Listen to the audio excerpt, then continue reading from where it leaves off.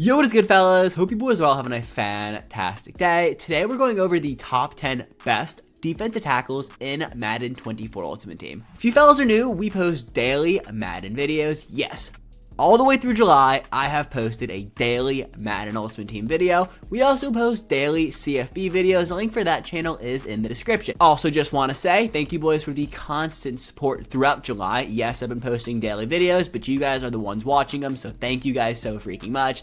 Now, without further ado, let's slide on over to the catalog so we can talk about the 10 best defensive tackles in Madden 24 Endgame Edition. And so yeah, as I slide on over to the catalog, I want to say one thing really quick. I only think there are 9 defensive tackles in this game that are good. Have to make it 10, and it coming in at number 10, unfortunately, is a card that never got a redux, so he's super expensive.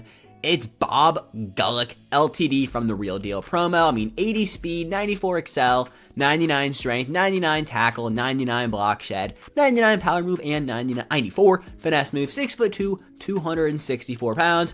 Obviously going to be a Real Deal player, so you can put Fearmonger Showtime 2 on him as a glowing X Factor, but again, I don't recommend you guys pick up this player and add him to your team. The only reason he is on this list is, well, one, he gets an inside stuff semi-discounted. There were no more free inside stuff players to put here. And two, you know, he's the only 99 that wasn't going to make the list. Bob Gullick, though, coming in at number 10, he's whatever. Yeah, so like I just said, the real list starts at 9. At number 9, I have Mean Joe Green, 98 overall defensive tackle from the Ultimate Legend promo, 6'4", 90 speed, 99 block shed, 99 power move, and 93 finesse move. So what you're really looking for on a defensive tackle, at least for me personally, one, how big are they? The bigger, the better they play. Just something that to keep in mind when we go through this list. And two, discounted abilities. The most important ability on your defensive tackle is that inside stuff. As I just said with Bob Gullick, who isn't good. He's so small. He's 6'2". He didn't have a discounted inside stuff, and not many defensive tackles actually have it. There were only 9 that weren't Theme Team All-Star players. We don't do Theme Team All-Star players in these top 10 lists. So it made this list a little bit difficult. Obviously, like the top 4 or 5 defensive tackles in this game are elite, but up until then, these cards are just, you know. But here is the abilities on Mean Joe Green: inside stuff, Enforcer Supreme, double or nothing, and interior threat. And again, you get to pick 2 of those. No passive X factors because he is a 98 overall Ultimate Legend. And the fact that that is who is like top 9 on this defensive tackle list definitely speaks volume to how just like not great the defensive tackle position is. At least it's not very deep. And that is something I am learning about a lot of these positions, doing these end game rankings of the best players at every single position. No position is insanely deep. Coming in at number 8, though, I have William Perry from the AKA Crew promo, 88 speed, 98 block shed, 98 power move, and 96 finesse move, 6'2", 335 pounds. Yes, he is 6'2", and so is Bob Gullick, but the fridge takes up space. He's 335 pounds, so the height on the fridge doesn't necessarily matter.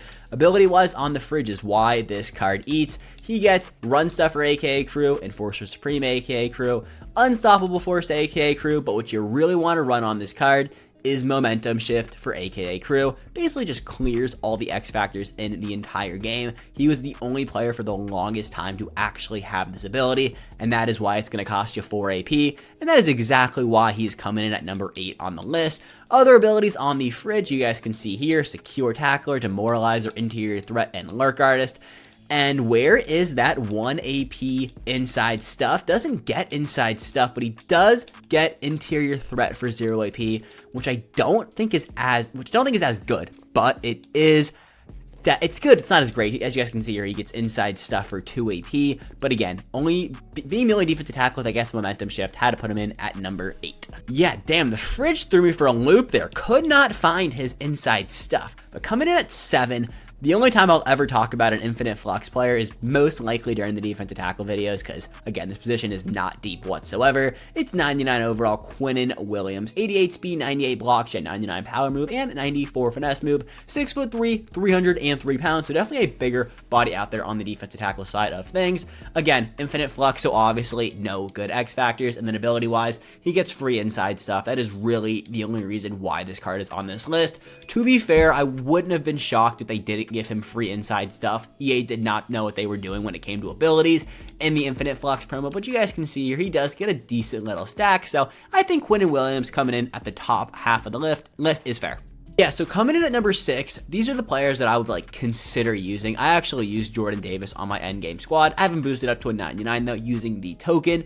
Also, the one thing the catalog doesn't let you do is check out their stats when they're fully maxed out. EA, please fix that for Madden 25. Jordan Davis, though, 90 speed, 94 block shed, 95 power move, and 92 finesse move. 6'6", 336 pounds. He is one of the Season 7 players, so he's not going to get anything glowing, but he does get decent discounts, as you guys can see here. He gets a few slots of just having everything discounted, and he does get inside stuff and pretty much everything else you could possibly want. Tackle Supreme, under pressure, inside stuff like I just said, pick artist, like he gets a lot of good discounted ability, so 6 is fair. For a free card, I'll take it. Yeah, so as we continue into the top 5, this is where I think these, I know these cards take a major step up. Start off with Vince Wilfork from the Crucible promo, 6'2", 325 pounds, 87 speed, 99 block shed, 99 power move, and only 71 finesse move, but it's Vince Wilfork. He has no finesse, but he is 325 pounds. He is going to eat your offensive line.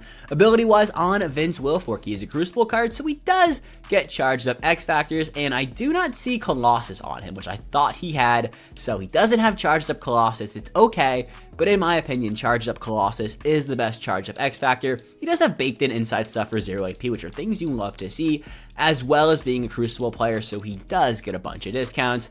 Not having the charged up Colossus definitely hurts him. I wouldn't recommend running an X Factor on him to begin with, but, you know, in a position that isn't very deep, Vince Wilfork coming in at 5, I think is fitting. Now, coming in at number 4 is Warren Sapp. Think back to his Super Bowl card. Obviously, that card isn't going to make the list today, but that Warren Sapp Super Bowl card was so freaking dominant for his time. Warren Sapp, though, is 6'2", 303 pounds, 94 speed, 99 block shed, 99 power move, and 98 finesse move. When I think about a defensive tackle, I need them to be heavy, so Warren Sapp, Vince Wilforks of the world, those cards are going to eat. That is why the Bob Gullick, who we talked about at number 10, isn't good, is because he's just he's light. You need heavy guys at the defensive tackle position, and that is exactly what Warren Sapp will bring you. He is a fan appreciation card, so he does get charged up X Factors again, though.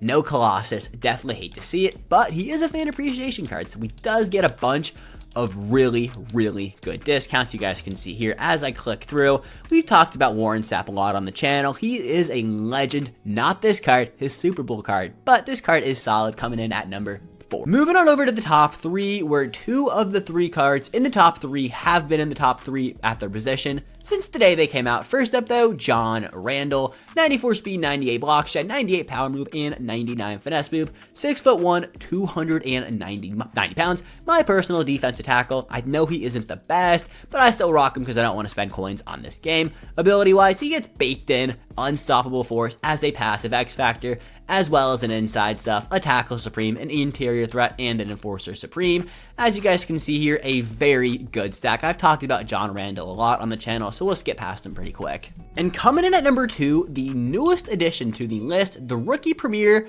Braden Fiske. 95 speed, 99 block shed, 99 power move, and 90 finesse move. 6'4", 297 pounds, so basically 300 pounds. He has charged up Colossus, which things you love to see, as well as a run stuffer, and then just a smorgasbord. Look at those big words we're throwing out there today of just different abilities. He, can build this card however you want. He's a rookie premier. We've talked about this Braden Fiske card a lot. I will say, though, he is not the best defensive tackle in the game. I still think that honor belongs to Joe Colecco, but I do think Braden Fiske is a very, very good defensive tackle. One of the better rookie premiers you actually can pick because of that charged up Colossus, but Joe Colecco has it as an ability. And yeah, moving on over to Joe Colecco. I was really debating who is 1, who is 2. But for me personally, the fact that Joe gets Colossus, which in my opinion is the most beneficial defensive ability in the game, as an X Factor, really pushed him over the top for me. Yes, it's going to cost you 2 AP, but fellas, every single ability in this game is basically free. So the fact you're going to have 2 AP to throw around, he also gets Avalanche, Tackle Supreme, and Double or Nothing, and then in this slot gets an Enforcer Supreme. Yeah, Braden Fiske probably has him in the stats category. He's a little bit faster, but Joe has him beat and the abilities. And that is, in my opinion, in a game where abilities matter the most, Joe has a better stack, and that is why he is coming in at number 1 for the endgame edition of the best defensive tackles. All right, fellas, so that is everything we got right now. Let me know down below, what do you agree with? What do you disagree with? Who is your DT1? That is everything I got. Have a fantastic rest of your day, and I will catch you boys tomorrow with another Madden 24 banger. But until then, peace.